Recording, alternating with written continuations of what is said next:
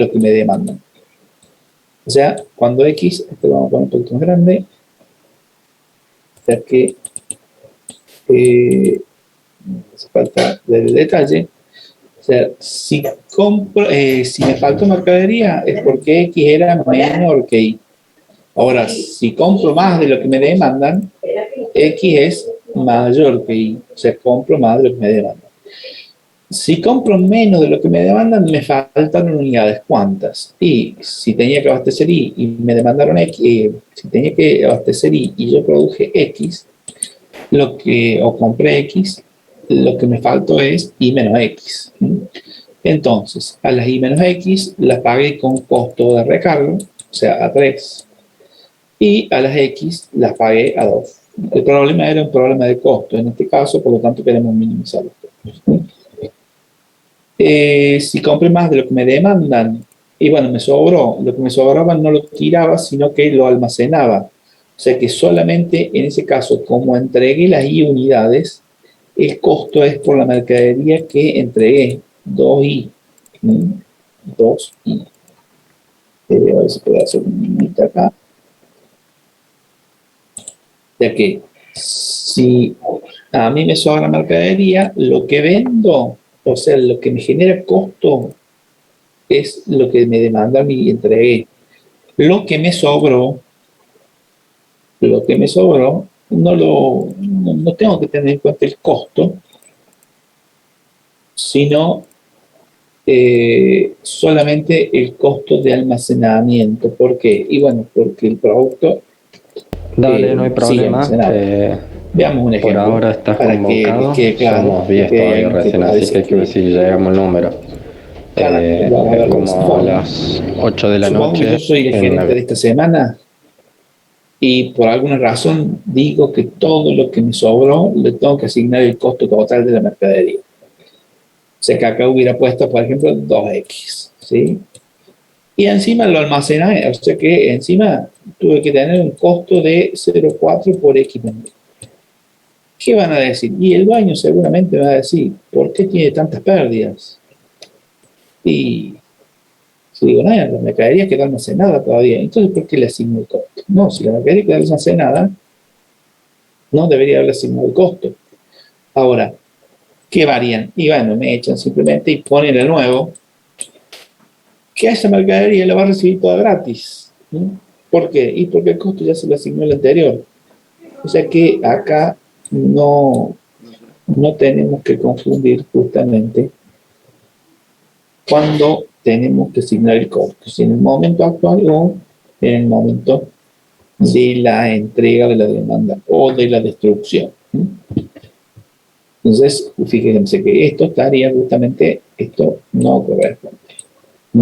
Hay que siempre tener cuidado a la forma o en el momento de definir las variables. Bien, entonces, teniendo en claro que vendo o entrego solo lo que me demandan y almaceno lo demás, la función de compensaciones sería justamente costo de la mercadería vendida más el costo de almacenamiento por lo que me sobró. Una vez tenida la función de compensaciones, es bastante simple el armar la matriz, por lo que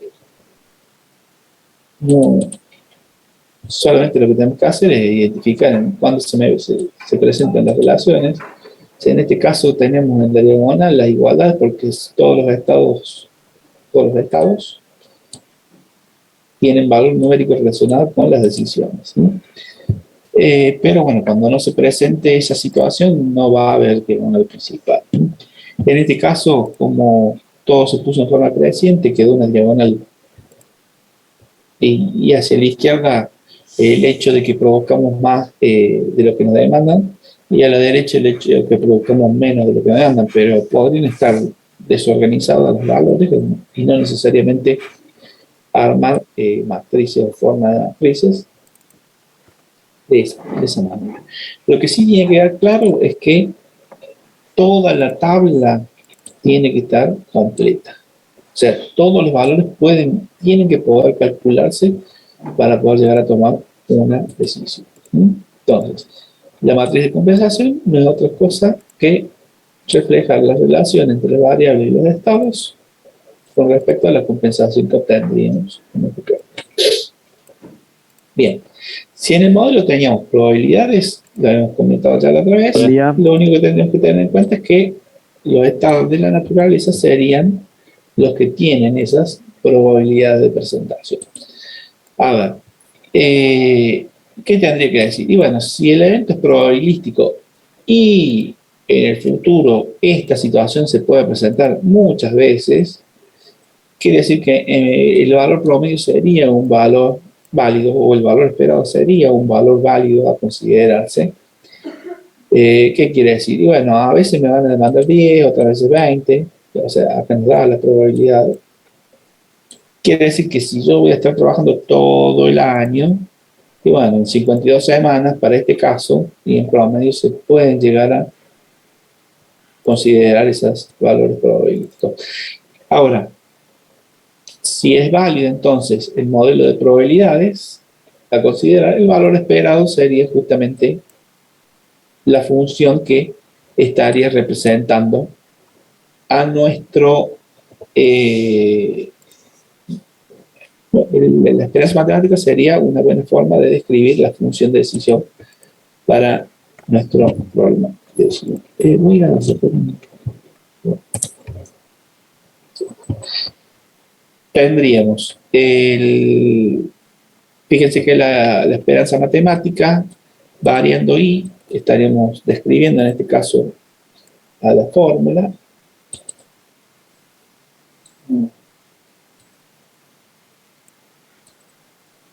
Estaríamos diciendo la esperanza matemática, variando y, de las compensaciones de X. Y variando y, ¿qué quiere decir? Que para cada valor de X estaríamos analizando las probabilidades respecto a su compensación.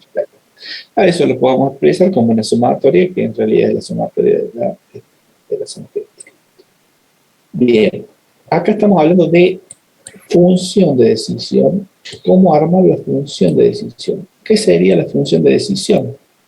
Y bueno, sería el valor que estaría representando a cada una de las decisiones según el criterio que estemos tomando.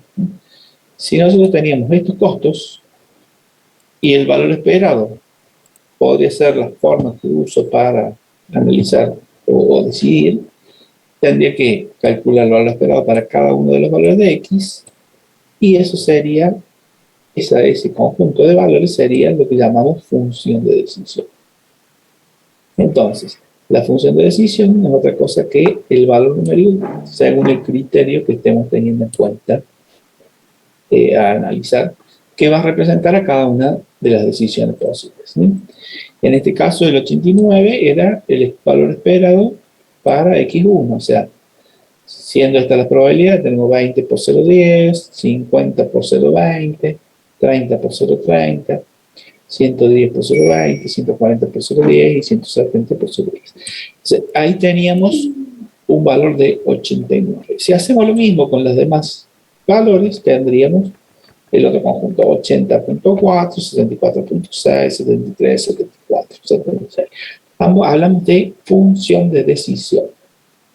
Ahora, la decisión óptima, ¿cuál sería? Y la decisión óptima sería la decisión que me represente el mejor resultado de la función de decisión.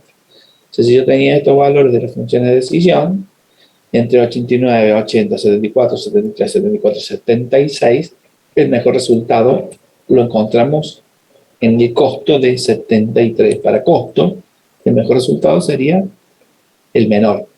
Por eso en este caso hablamos de el mínimo variando X.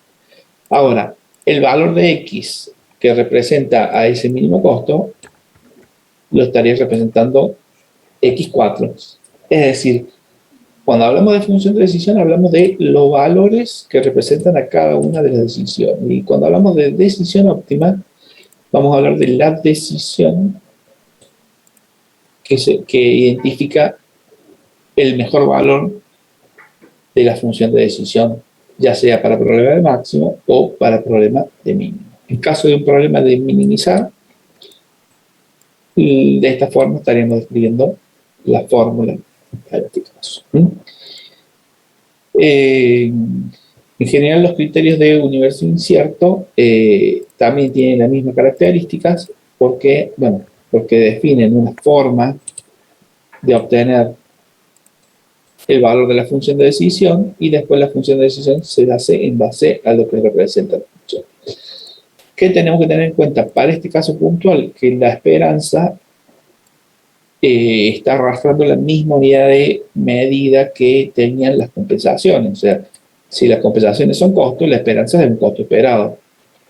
Si las compensaciones fueran beneficios, la esperanza será beneficios esperados. O sea que estaría teniendo en cuenta el mismo sentido de optimidad que la compensación, en este caso la función de decisión. Hay un criterio en donde no ocurre lo mismo, ya que en el criterio de Savage, lo vamos a ver después, tiene otro concepto. Bueno, para este caso, si el problema era probabilístico, esa sería la forma de resolverlo, ¿no? Entonces, para este caso, justamente la decisión, habíamos dicho, sería comprar 40 pollos para usarlos de definición. Bueno, ¿qué pasa si no conocemos las probabilidades? Si no conocemos las probabilidades, no tenemos forma de identificar la función de decisión. Ahora, si definimos el criterio, vamos a poder, en base al criterio, identificar cómo hacer. En un modelo pesimista, justamente el criterio de Wolf, en algunos libros lo llaman mal llamado conservador, porque conservador no quiere decir tener en cuenta solamente los peores costos. Nosotros vamos a hablar de criterio pesimista o optimista. En este caso, el criterio de Wolf es pesimista, por lo tanto, lo que va a suponer es que de lo que puede pasar va a ocurrir lo peor posible. Si son costos, va a ocurrir el peor costo. Si son costos, lo que puede ocurrir es el peor costo. Si es una buena o un mal criterio, y eso no tiene nada que ver con el problema en sí, o sea, si el tomador de decisiones estima que la mejor forma de analizar el problema es siendo pesimista, y será el mejor criterio para ese tomador de decisiones. Para otro probablemente no va a ser lo mismo.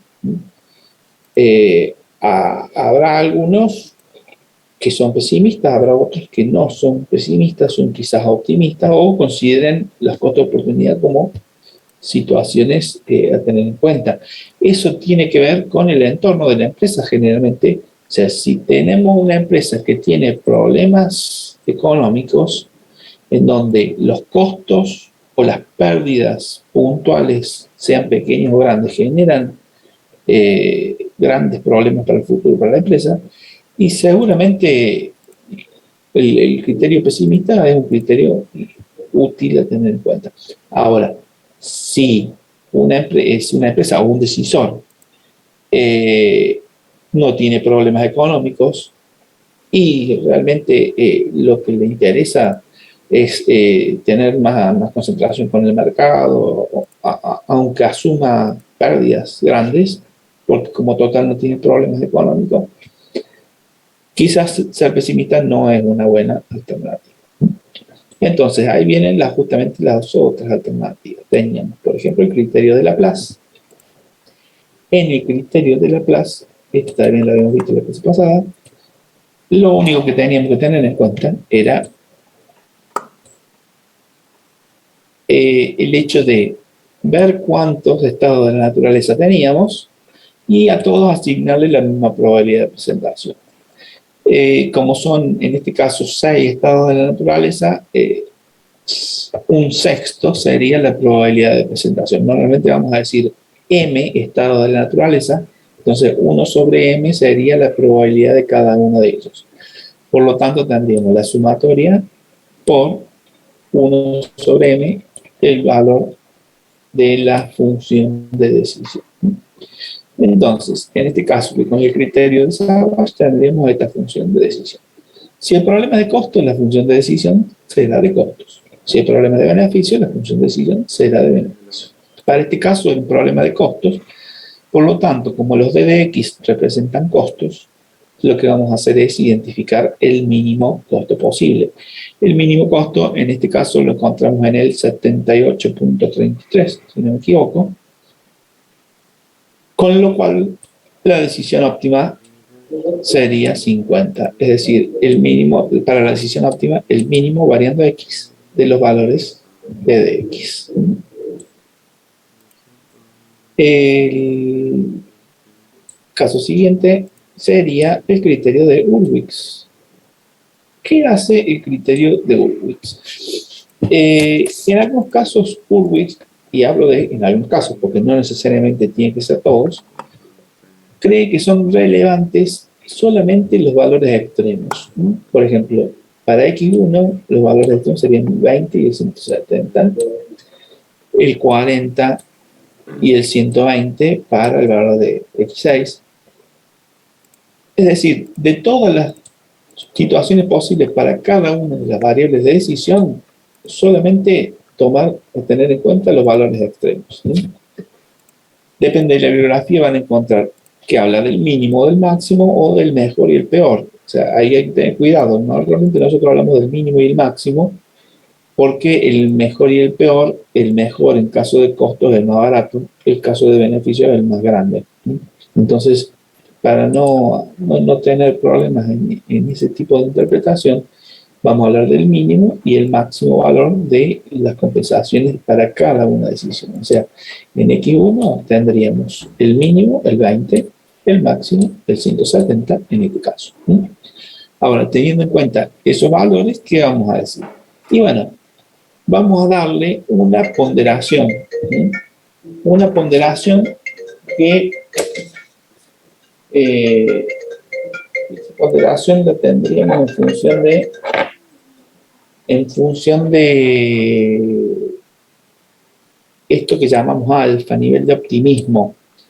Nivel de optimismo sería, y ahí vamos a decir, ¿cuál es el nivel de confianza que yo le tengo al mejor resultado? Si hablamos de problema de costo, al costo más barato. Si hablamos de problema de beneficio, al beneficio más alto. Así que ahí entonces tendríamos alfa por el menor costo, porque el problema que estamos analizando es de costos, y 1 menos alfa por el mayor costo. O sea, 1 menos alfa representaría el nivel de pesimismo.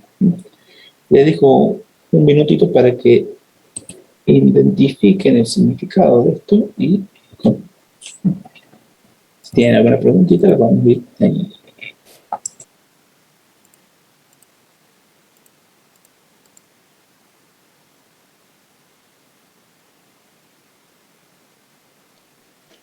Profe, 1 menos alfa sería la probabilidad de que no suceda el mejor resultado, ¿correcto? En realidad no es de que no suceda, sino de que suceda o sea, alfa es de que ocurra el mejor resultado y 1 menos alfa es de que ocurra el peor resultado. O sea, no es que no suceda el otro, sino que es de que ocurra.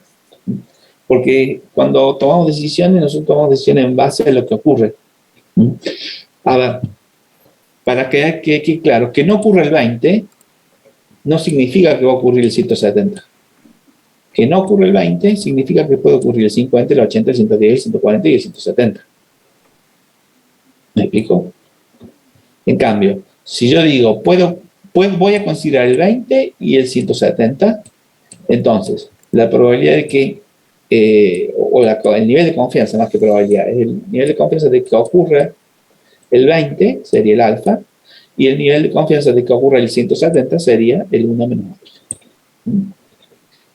Hay algunas formas en donde podemos identificar este valor de alfa y 1 menos alfa con, por ejemplo, función de utilidad. Vamos a ver más adelante este tema. También hay, en ingeniería industrial hay algunos temas específicos sobre esos cálculos adicionales. Pero alfa representaría justamente el nivel de confianza de que ocurra el mejor resultado, y 1 menos alfa, el nivel de confianza de que ocurra el peor resultado. ¿Sí? No sé si queda un poquito más claro. Entonces, Sí, gracias, acá profe. estamos teniendo ¿cómo se llama? De alguna forma, un valor ponderado, o sea, estaríamos ponderando el resultado, o sea, la función de decisión, sería una ponderación entre el mínimo y el máximo valor posible a un nivel de alfa. Usamos alfa y 1 menos alfa justamente teniendo en cuenta que si a eso le ponemos la condición de que alfa va a valer solamente valores entre 0 y 1, entonces si alfa vale 0,2, 1 más alfa vale 0,80. Si alfa vale 0,5, 1 más alfa vale 0,5. Entonces sí, ahí vamos a hablar de justamente una ponderación entre esos dos valores. No estamos hablando de proporción, sino de ponderación del mejor y el peor valor para identificar el criterio. Vuelvo a decir, no necesariamente en cada uno de los criterios es bueno ni malo. O sea, para el tomador de decisiones es otra forma de tener en cuenta. De hecho, cada decisor tiene su librito. Así que si a algún decisor se le ocurre pensar que el tomar en vez de hablar, por ejemplo, del criterio de Wald, decir el criterio de optimismo absoluto. En este caso podríamos decir, y bueno, la probabilidad de que ocurra el mejor resultado sería del 100%, y de que ocurra el peor resultado del 0%. O sea, alfa valdría 1 y 1 menos alfa valdría 0. Ahí sería un criterio totalmente optimista. Bueno, pero que sea realista es otra cosa, pero que sea un criterio de decisión válido, es válido. O sea, sería totalmente, o muy poco realista, llamémosle de alguna forma, que salgan cualquiera de estos mejores resultados. Pero bueno, si algún decisor quiere considerar eso como método de decisión, y es válido porque también te da o te sirve para por lo menos armar lo que sería un análisis de riesgo. O sea, vamos a ver si soy totalmente optimista, cuáles serían mis resultados posibles. O sea, me permite identificar de alguna forma otro tipo de situación, o sea, u otro tipo de decisión que puede llegar a. Bien. Teniendo en cuenta esto, al hacer el cálculo, acá no lo muestro el cálculo, pero justamente vamos a ponerlo acá. Checar un poquito. Pongo el cálculo en el sexto, en todo caso, y tendríamos, por ejemplo, bueno, en el primero vamos a poner 20, y acá tenemos 170. Entonces, y bueno, pero acá me está faltando un alfa, ¿no? Por ejemplo, si alfa vale, acá, justo, supongamos que alfa vale 0,60, ¿qué tendría que hacer? Y 20 por 0,60 más 170, este era 170, ¿no? Por 1 menos 0,60. Esto da como resultado 80, que sería justamente el valor que tenemos. Tenemos el 20, tenemos el 170, tenemos el 20, tenemos el 170, tenemos el 20, tenemos el 170. Y el alfa, esto sería el alfa. O sea que recordemos, alfa, nivel de optimismo, 1 menos alfa, nivel de pesimismo. En algunos libros hablan de alfa, nivel de pesimismo, y 1 menos alfa, nivel de optimismo. O sea que cuando uno define las variables, tiene que definirlas claramente para que sepamos de qué estamos hablando. Porque si defino alfa con nivel de pesimismo, el resultado va a ser otro, ¿no? Bueno. Una vez que definimos lo que sería la función de decisión, en este caso la función de decisión estaba calculando el valor de la decisión x1, para el valor de la decisión x1, o sea que acá tendríamos d de x1, d de x2, d de x3. Y como estos son niveles de optimismo o pesimismo, que están multiplicando en este caso costos, la función de decisión también está representando costos, por lo que la función en este caso sería costos. Si es costos, lo que busco es tener el menor costo, por lo tanto, de los valores obtenidos elegiré el más barato de todos, el mejor de todos. Este es el menor de todos, por lo tanto la decisión sería X6. Entonces, eso es lo que tendríamos que tener en cuenta a la hora de analizar el modelo de Hurwitz. El modelo de Hurwitz se puede analizar de dos formas. Uno en forma puntual y otra en forma de análisis de sensibilidad. Si lo que quisiéramos hacer es un análisis de sensibilidad, y lo que puede pasar es que en lugar de hablar de 0,60, veamos cuáles son los valores de alfa que podríamos llegar a tener. O sea, si no sabemos exactamente cuál es el nivel de optimismo o pesimismo del decisor, tendríamos que tratar de ver diferentes situaciones de alfa y después, cuando podamos contactar al decisor, identificar en qué valor de alfa podríamos incluirlo este decisor. A eso ya lo vamos a ver más en detalle. No sé si tienen alguna pregunta. En forma puntual, lo único que tenemos que hacer es aplicar la fórmula de la función de decisión y después, para la decisión óptima, siempre es exactamente lo mismo porque tiene la misma unidad de medida. Con respecto al análisis de sensibilidad, lo vamos a ver más adelante, así que eso queda pendiente. Vamos ahora al criterio de Savage. El criterio de Savage lo que va a hacer es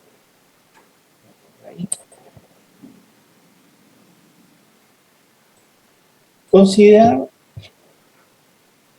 cuánto, en caso de costos, cuánto gasté de más. En caso de problema de beneficios, cuánto pude haber ganado y no gané. Por ejemplo, veamos. Lo que va a tener en cuenta el criterio de Savage es considerar los resultados como resultados o ocurrencias que el decisor tendría que tenerlas en cuenta después que pasadas. Por lo tanto, va a analizar qué siente el decisor después de haber tomado la decisión y que haya ocurrido el resultado que ocurrió. Por ejemplo, el decisor puede tomar la decisión de 10, 20, 30, 40, 50 o 60. Entonces, ¿qué dice Savage? Y que debería ver cómo se sentiría el decisor si ocurre una demanda de 10. Y bueno, si ocurrió una demanda de 10 y si él eligió 10, se va a sentir muy bien porque perdió 20. Pero si ocurrió la demanda de 10, vamos a hacerlo con las líneas.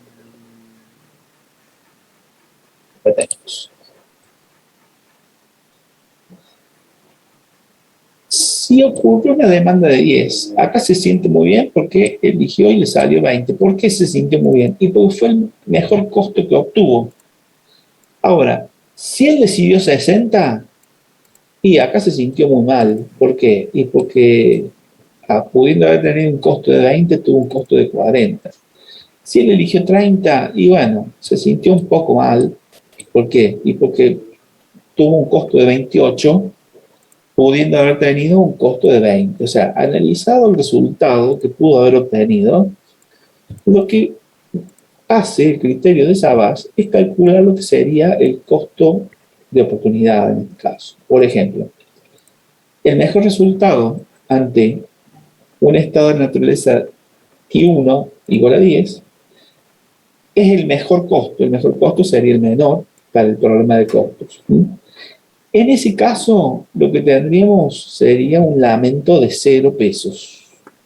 O sea, lo estamos midiendo en la misma unidad de medida, pero como costo de oportunidad. Acá tendríamos, o sea, la unidad de medida es pesos, solo que esto es costo de oportunidad medido en pesos. Ahora tendríamos, si él tuvo un costo de 24 y ocurrió 6y-1, en lugar de 24 pudo haber tenido un costo de 20, por lo tanto gastó 4 pesos de más, ¿sí? O sea, que este valor 4 lo obtuvo como 24 menos 20. Bien. Esto justamente sería, está con la fórmula R de X.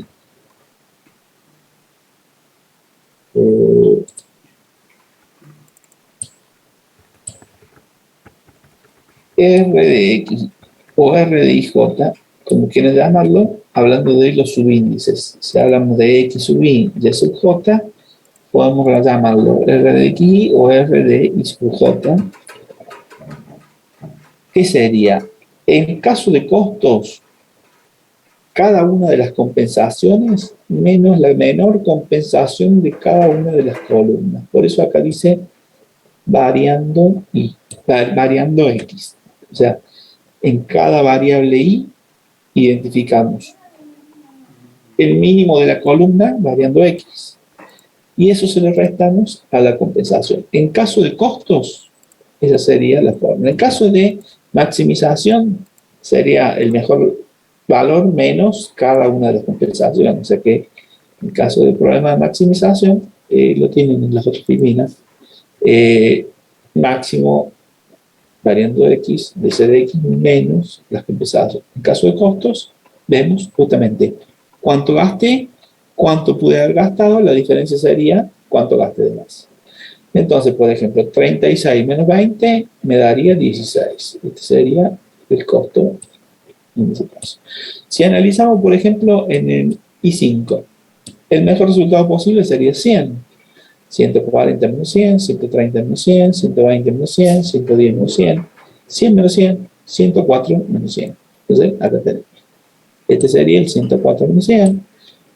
Este sería el 130 menos 100. Entonces, siempre la forma de calcular el caso de la matriz es tomando, en caso de costos, todas las compensaciones de la columna menos la mejor compensación.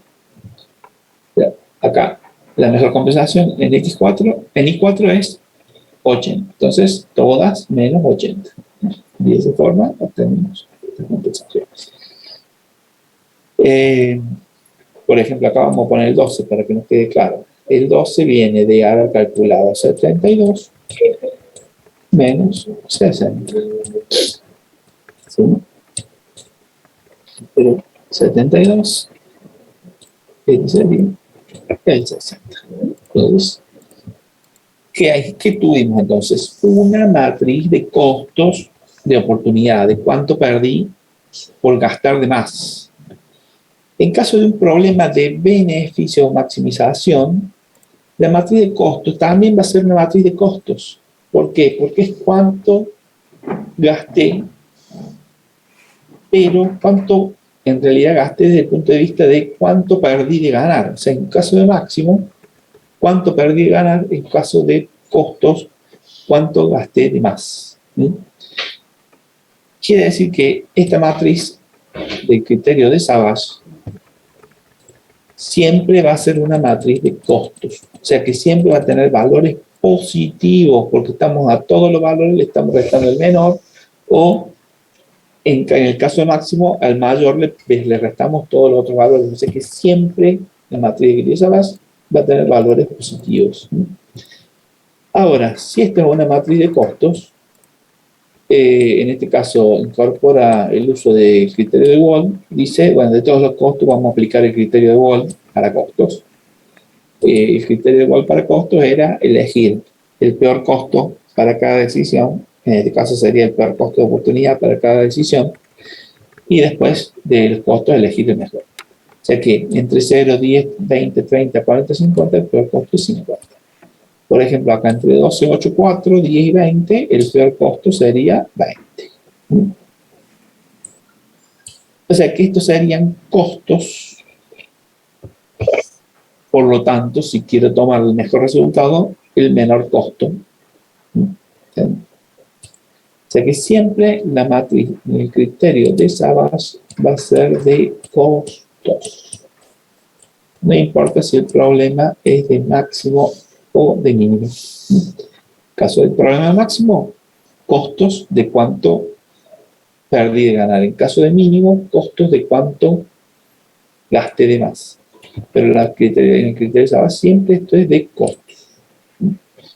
Por lo tanto, acá, igual para costos.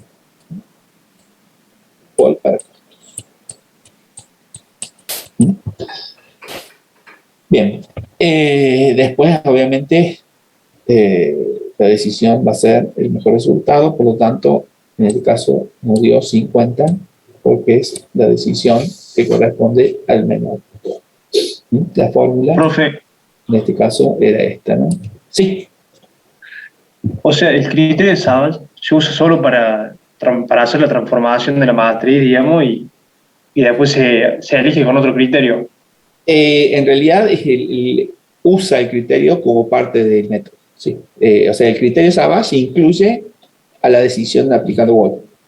Ah, bien. O sea, el criterio, claro, justamente acá, en la parte de la función de decisión, es la parte del criterio de Wolf, pero vos solamente usa, porque es una matriz de costo, entonces lo toma como un valor fijo. Bien, gracias. Pero lo principal es el armado de la matriz, obviamente. Antes decía, y alguien que tiene problemas económicos y no necesariamente puede analizar cuánto perdió de ganar, sino tratar de no fundirse. Por ejemplo, en este caso, a ver si podemos ver un poquito, supongamos que el que está por tomar la decisión, si es pesimista, y es porque dice menos de 20 no voy a tener como costo. Acaba de decir menos de 24 no voy a tener como costo. Pero cualquier valor siempre va a ser mejor en el futuro. Ahora, alguien que no es pesimista puede decir, sí, pero con 20 no me conformo. O sea, yo quiero, perdón, creo que el flechita le dice al revés. Acá sería, lo peor que puede pasarle es 170. O sea, mejorar sería cualquier resultado que mejore. O sea que si él elige el menor costo, lo que puede tener es una menor reducción de costos, pero no se le van a empeorar los resultados. Entonces, supongamos que con 150 pesos se fundía esta persona, obviamente estas dos decisiones nunca lo hubiera podido tener en cuenta como posibles. Eso lo vamos a ver cuando veamos multicriterio. Bien. No sé si quedó claro. Acá recuerden, nunca puede haber valores negativos en la tabla de la matriz de los lamentos. Justamente se llama porque es cuánto se lamenta por haber elegido incorrectamente la decisión. Bien.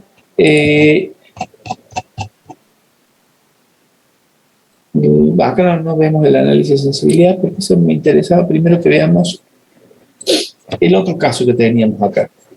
Había un caso que también lo tienen ahí en la aula virtual que se muestra como el caso de los inyectores. Dice, tenemos un producto que cuesta 1.600. Si la demanda excede lo producido, se tiene que agregar un turno extra que aumenta el costo de producción en 20%. Si la producción es mayor que la demanda, los sobrantes generan un costo de almacenamiento del 15% y no puede quedar demanda insatisfecha. Es decir, sí o sí tengo que producir lo que me demandan cuando me falta materia. Se simplifica acá diciendo que vamos a tener entre 2.500 y 3.000 unidades solamente como estado de la naturaleza. Fíjense que nuestro problema sería también un problema de costos para este caso, ¿no? ¿Qué es lo que tenemos que determinar? Bueno, ver cuál es el número de inyectores que nos van a demandar por mes y cuál sería el número de inyectores que debemos producir por mes, sería nuestra variable de decisión. Está bastante simple en este caso. ¿Cómo serían las compensaciones que podríamos tener? Y bueno, las compensaciones serían en base a la decisión, a cada una de las decisiones posibles y cada uno de los estados que se nos pueda presentar. Puntualmente nos daban las probabilidades, pero en realidad en este caso lo que me interesa es armar la función, interpretar la función de compensaciones. Vean, para el caso, tenemos un costo fijo que era de 1.600, pero nuestro costo se incrementaba en un 20% cuando nos faltaba mercadería. Quiere decir que para los casos que me falta mercadería, el costo pasaría a ser 1.600 más 1.600 por 0,20. Pero cuando me sobra, tengo un costo de almacenamiento. Es decir, que tendría 1.600 por 0,15, sería el valor del costo de almacenamiento. Ahora, si fabriqué exactamente lo que me demandaron, estuvo regio. ¿Por qué? Porque fue el precio del producto por la cantidad producida y demandada, ya que la cantidad producida era igual que la cantidad demandada. Ahora, si produzco menos de lo que me demanda, por lo que produje, por las X unidades que produje, yo gasté 1.600 pesos. ¿Y cuántas me faltó? Pues produje con un costo adicional. Y si era X es menor que Y menos X sería la cantidad que me faltó. Esa cantidad que me faltó tiene un costo unitario de 1.920, lo habíamos calculado anteriormente. Para el caso en que me sobra mercadería, pasaría algo, bueno, similar en cuanto a los costos, ¿no? Pero tendríamos, si yo tenía una demanda de I unidades y lo que sobra lo voy a almacenar, solamente entrego las I unidades, por lo tanto, el costo será por las unidades que entregué.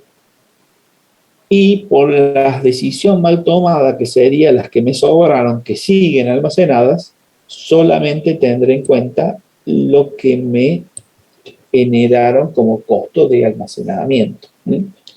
Acá es donde a veces se equivocan y ponen una X, cuando en realidad no debo poner una X sino Y, porque solamente estoy entregando Y unidades y las otras me quedan almacenadas. Por lo tanto, tengo la multa de 240 por haberme equivocado.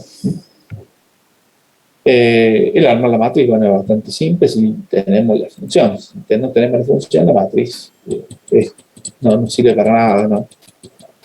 En este caso vemos que si me demandan 2.000, si me demandan 2.500, si me demandan 3.000, tendríamos un costo repartido. Ahora, si me demandan en este caso más y si me demandan menos. En este ejemplo, fíjense que acá está el detalle de cómo fueron los cálculos para que no haya, para que haya un nivel de detalle con respecto a eso. El hecho después de cómo aplicamos los criterios, bueno, eso es bastante simple, es lo mismo que antes, ¿no? Si usamos el valor esperado, aplicamos propiedad, valor esperado. Si estuviéramos en un universo incierto, por ejemplo, si sabemos que nos van a demandar 3.000 unidades, si tuviéramos un universo cierto, digo, si sabemos que nos van a demandar 3.000 unidades, el universo cierto sería elegir el mejor resultado posible. Pero si estamos en un universo incierto, bueno, podríamos ver cuál criterio. Si el criterio es de Gould, de los valores como son costos, el mayor costo. Y de los mayores costos, el mejor de todos. Si el problema es de Laplace, así asumimos, como tendríamos 3 estados de naturaleza, 1/3 sería la probabilidad para cada uno de ellos. O sea que calculamos 1/3 por la sumatoria. Y de estos costos elegimos el mejor. Si tenemos criterio de Hurwitz, asumimos un nivel de optimismo. alfa sería el nivel de optimismo. Por ejemplo, si alfa es 0,65, bueno, hacemos el cálculo, identificamos el menor y el mayor valor, y como es costo, el menor sería el optimista, por lo tanto, 0,65 por el valor optimista más 1 menos 0,65 por el valor optimista más 1 menos 0,65 por el valor pesimista. Y de estos valores elegimos, como siguen siendo costos, el mejor costo. En el criterio de Savage, más o menos lo mismo también. Bueno, acá tenemos otro ejemplo, pero para un alfa de 0,50 en el criterio de Hurwitz, fíjense que con un 0,65 me dio un valor en la función de decisión y una decisión óptima que se representa X1, pero con un 0,50 la decisión fue X3. O sea que eso es algo que hay que tener en cuenta, que el valor de alfa influye mucho en el resultado en el criterio de Hurwitz. En el criterio de Savage, como hicimos antes, calculamos la interpretación en este caso, y el valor sería justamente en la matriz de los lamentos, sería, si es costos, todos los costos menos el mejor, o sea que 344 menos 320, 344 menos 332, esto estamos hablando con un montón de ceros, ¿no? De estos valores aplicamos criterio de Wald, de estos valores que están acá, aplicamos el criterio de Wald después y elegimos el mejor resultado. De alguna manera, este resumen solamente lo único que muestra es que no todos los criterios nos llevan a las mismas decisiones. Tengan en cuenta eso. Justamente, por ejemplo, el criterio de Wald sería un alfa de 0 como nivel de optimismo. Fíjense que si Urwitz hubiera tenido un alfa de 0, la decisión hubiera dicho X3. Es muy parecida a la decisión cuando el alfa fue de 0,50. Bien. En el caso de máximo, que sería el otro ejemplo que tienen ahí, ese se los voy a dejar para que después lo revisen bien, que sería el problema de las flores. De este problema lo que me interesa, porque ahí ya terminaríamos con la parte de función de decisión, es un problema de maximización, en donde, bueno, acá nos define inclusive las variables. Queremos saber cuántas comprar para toda la semana. El tema es que compra flores y compra floreros, pero al final de la semana las flores que compra las tiene que tirar y a los floreros se los puede guardar.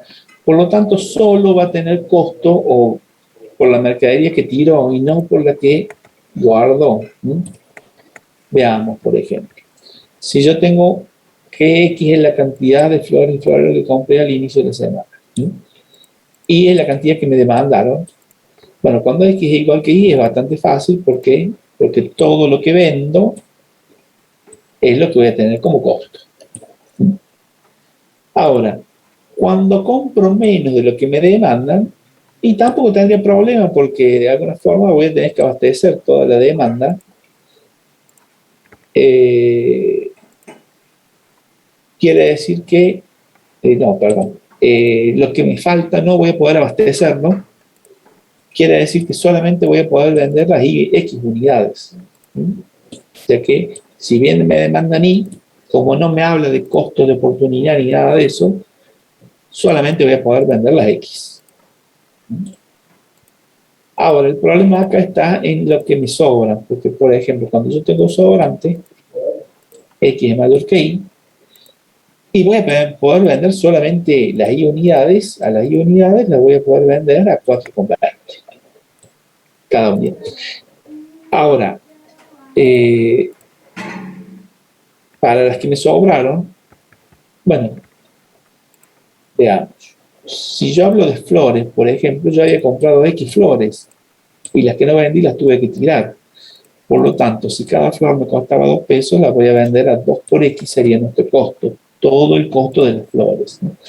Fíjense que solamente pude vender Y, pero el costo va a ser por todas, porque las que sobraron las tuve que tirar.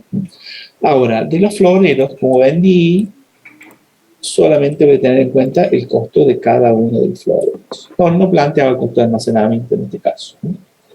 Entonces, cuando la mercadería, cuando compramos más de lo que nos demandan, ahí tendríamos que justamente tener cuidado a la hora de armar las funciones de compensación. Armar después la matriz y todo eso es exactamente lo mismo que vimos antes, solo que el problema cuando es de máximo cambia la forma. O sea, si el problema es de máximo, en el caso de valor esperado lo mismo, solamente que se elige el mejor valor esperado.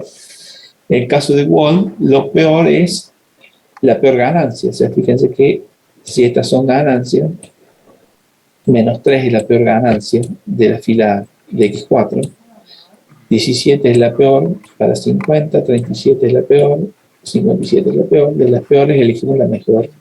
El criterio de Wall es pesimista, ya sea para máximo o mínimo, pero a la hora de elegir el peor, no es lo mismo para máximo que para mínimo.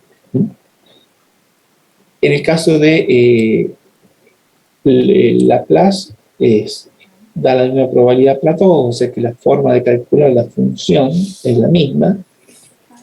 Lo que cambia es el que elegimos, o sea, en caso de máximo, elegimos el mayor valor de dx.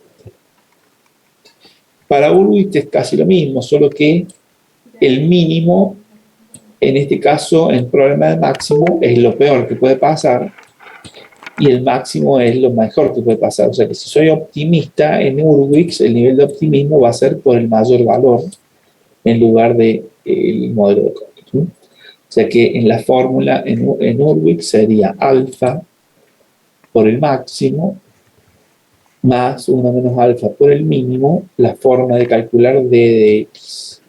Y d de x, como va a estar representando justamente niveles de maximizantes, debería elegir el mayor valor. En el caso de Savage, acá tendríamos que hacer el cálculo. O sea, tendríamos por columna el mejor resultado sería el 57 y a eso le restamos lo demás. O sea, que tendríamos el fórmula en este caso. Si hacemos los cálculos, después aplicamos Wall para costo. Esto era costo de oportunidad. Igual para costo elegimos de los peores costos el mejor costo. Entonces acá tenemos la definición óptima, ¿no?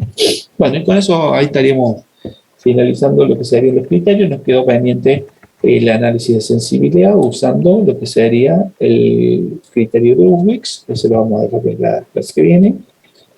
Y ahí vamos a ver el valor de la información y algo ya sobre información adicional como teoría de Bayes.